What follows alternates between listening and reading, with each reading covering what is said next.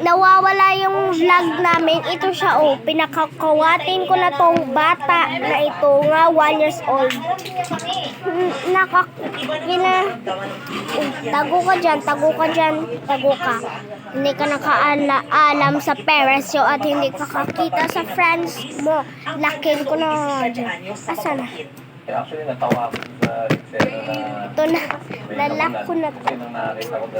Sobrang hippie yung pungos ko. O no? Tapos, ang ganda naman pala. Ano? Waya kong kasi. Waya kong kasi. Coco basta. Coco basta. Ew. Such a thing. Ayoko na talagang ligayin sa'yo. Mas bagay to sa'yo. Yung swimsuit mo, sisirain ko to. Ano pa bang pwede sa'yo?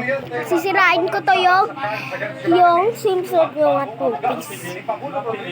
Sisirain ko to. Ano bagay sa'yo? Bagay sa'yo?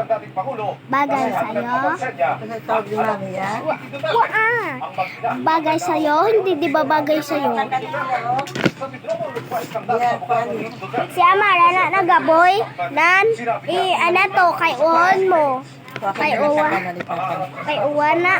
kay di ba ikaw na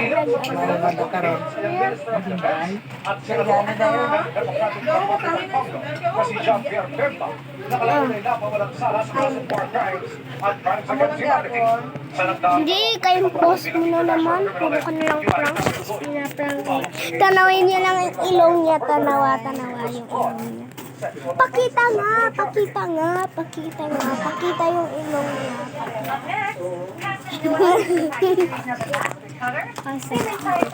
Isa prank! Ano na pa? Isa prank! Kasi best friend kami, hindi kami pala nag-aaway.